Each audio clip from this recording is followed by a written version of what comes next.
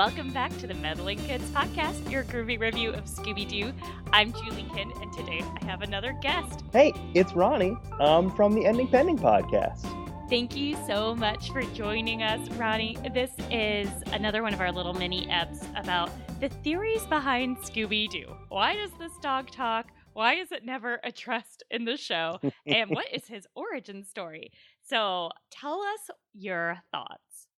Okay, so I have two theories. Okay. My first theory is a little bit quicker. I'll get it out of the way. I see Scooby, I've heard some of your guests talk about Scooby as an alien. Mm-hmm. I've heard you discuss him as a ghost. Mm-hmm. But the other, entity that Mystery Inc. is constantly hunting is monsters.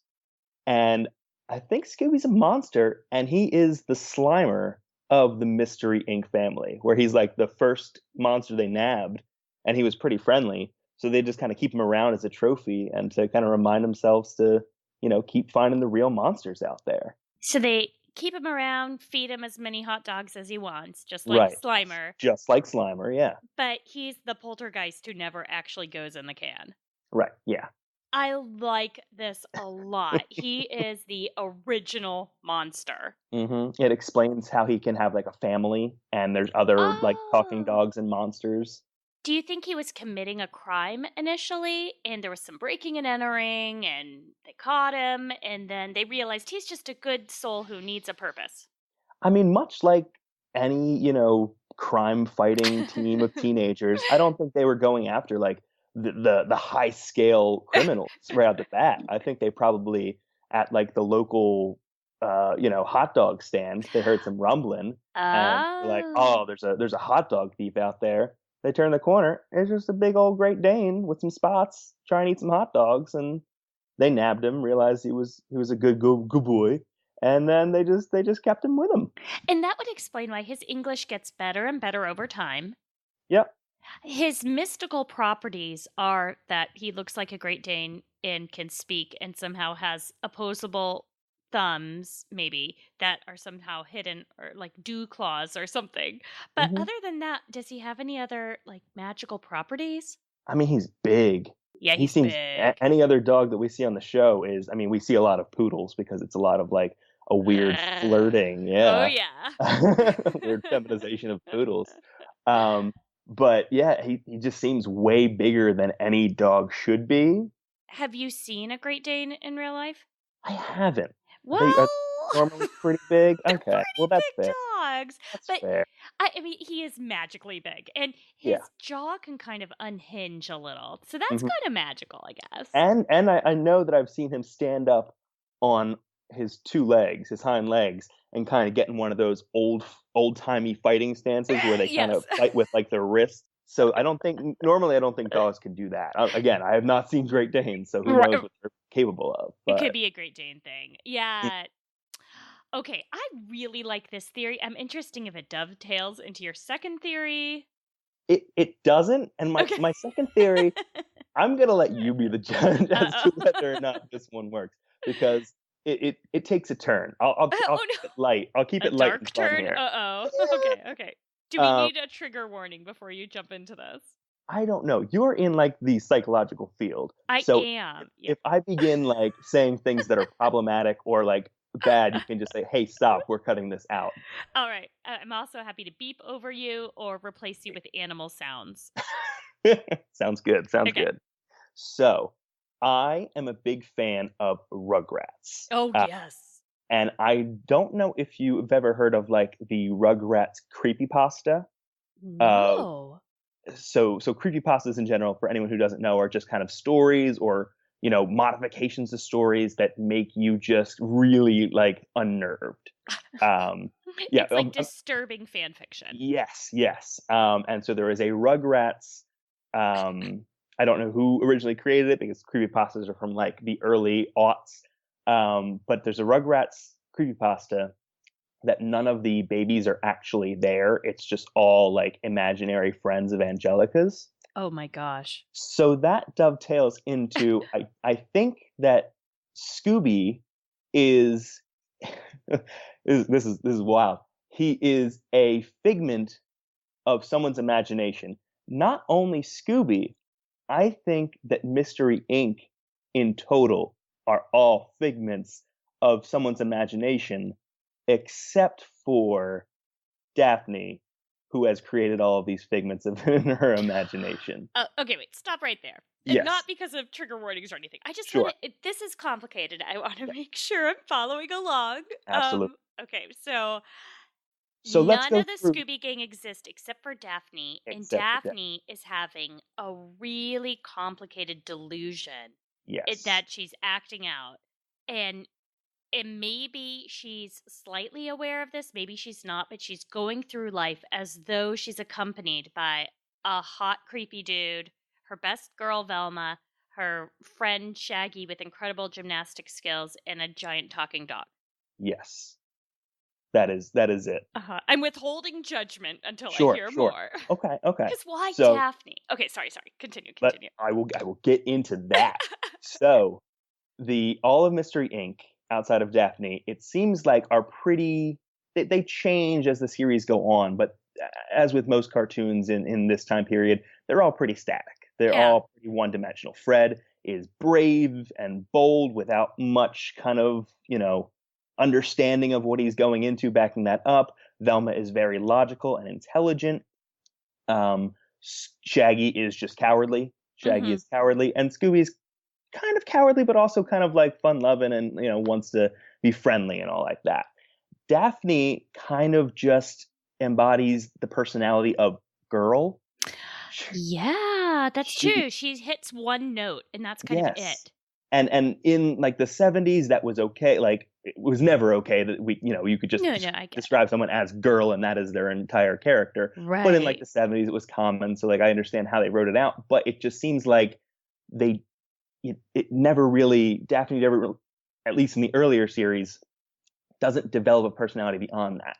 So what I'm saying is we've got like an inside out scenario where all of these other friends of hers she's created because she doesn't have any friends and it's very sad, but she's created all these friends around her and one of them just happens to be a talking giant dog.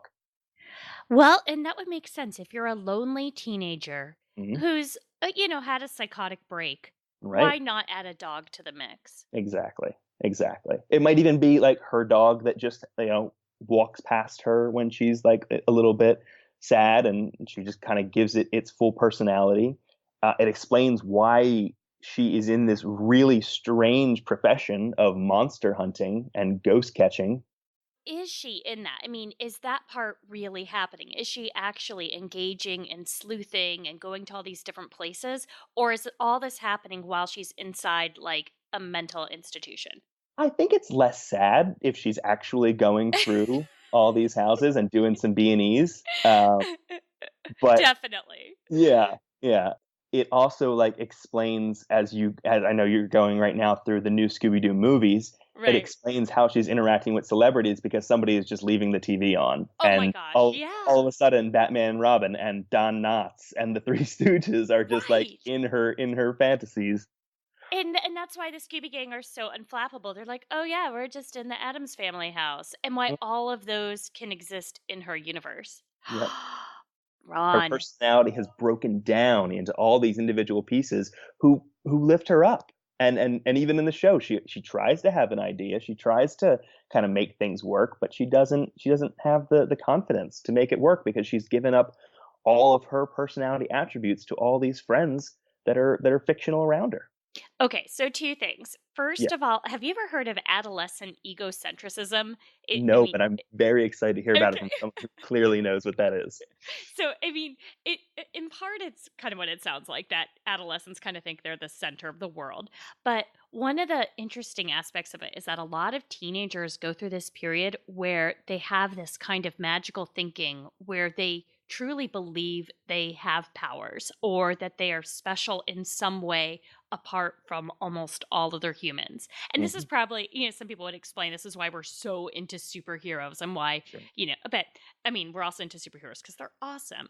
But like a lot of teenagers will start having that fantasy of like the Truman Show kind of fantasy where, Yeah. thinking, oh, everybody's watching me. And they're not just watching me because I'm paranoid about humans, but because I'm part of a TV show, Yeah. that kind of thing. And so, like, small scale versions of that kind of delusion are pretty common and it's very normal. So, Mhm. if that's something any of our listeners have ever experienced before, or they know a teen who's kind of going through something like that, it's normal. I mean, it can be disconcerting for sure.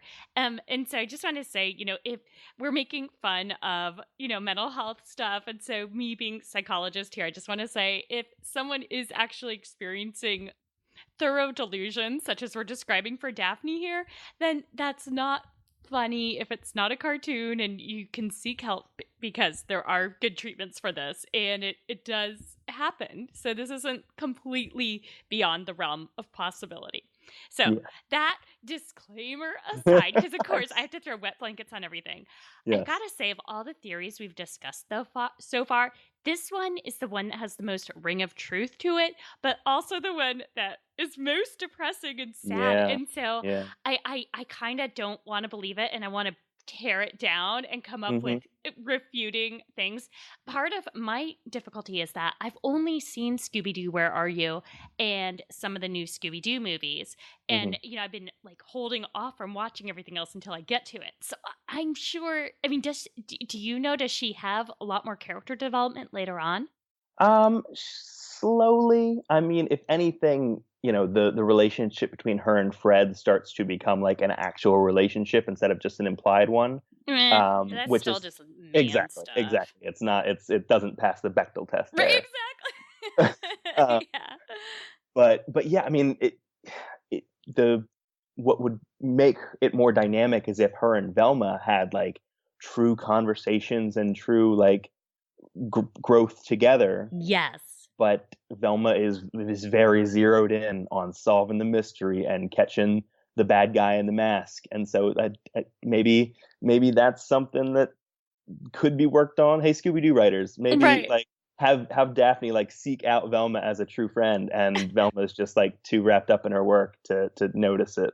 I like that.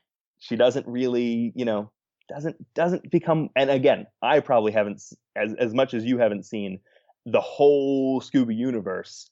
I have missed a good amount of it as well. So Okay. maybe I'm missing something, and please let me know. Well, our followers are not shy. And there's a lot of opinions out there, and I really love that. And I mean, seriously, some of the folks in the Meddling Kids podcast and Scooby Doo discussion group, they need PhDs in Scoobyology. There's a few folks, Jason, Gary, I'm thinking about y'all, who know instantly like the order of episodes and everything. So Yes. I'm really looking forward to hearing their opinions. Yeah, and Gosh. much like Uh-huh. you, I don't. This depresses me. Like I am, Yeah. I'm kind of bummed out that like after I'm like saying it out loud that I've brought like this story meant to unnerve people through your podcast. So like I want to be refuted too.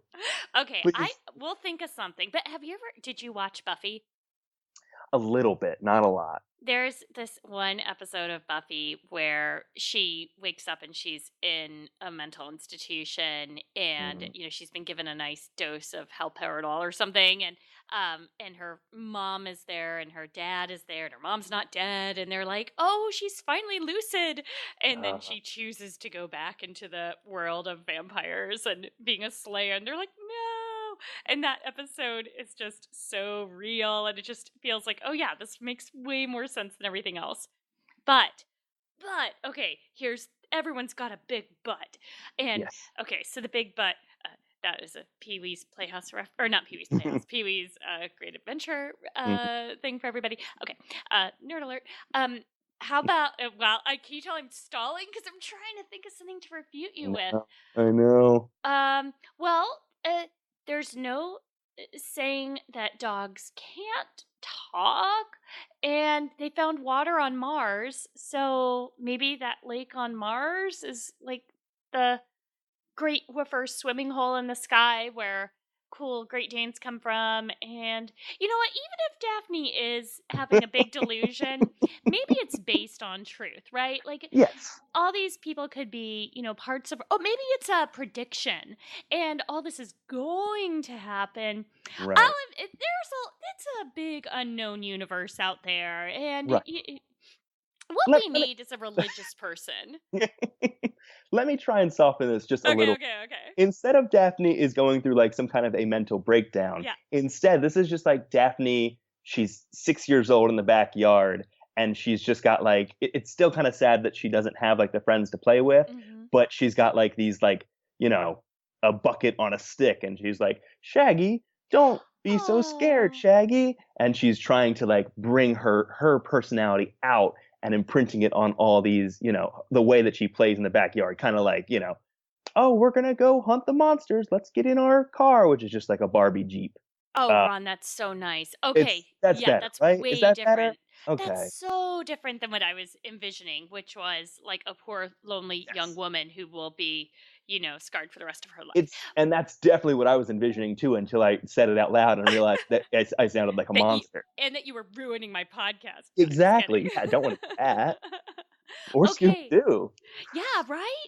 Okay, I like this. And I think a lot of us can relate to that too. Just that, there's always times in every kid's life when they're bored and need to and do some inventing and come up with Mm, some awesome stuff.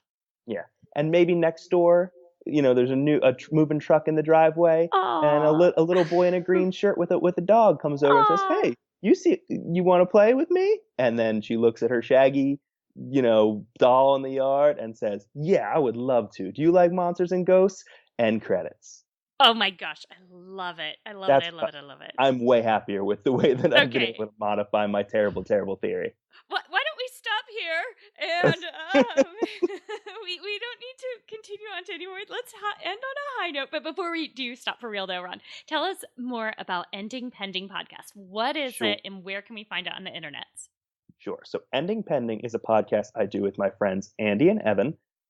We break down TV shows that only lasted a single season.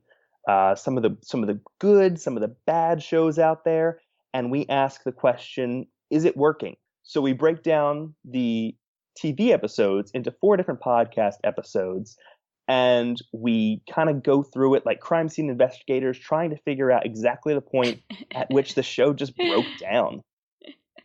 I love it. It's really fun listening to because some of these are series I've heard and some aren't.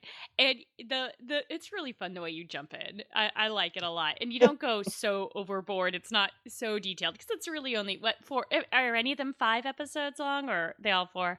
Yeah, that's something we're working on right now. It's just how to crack those shows that are great shows, My So-Called Life and Freaks and Geeks, that are just like a little bit too long to do. We're Right. trying to figure that out.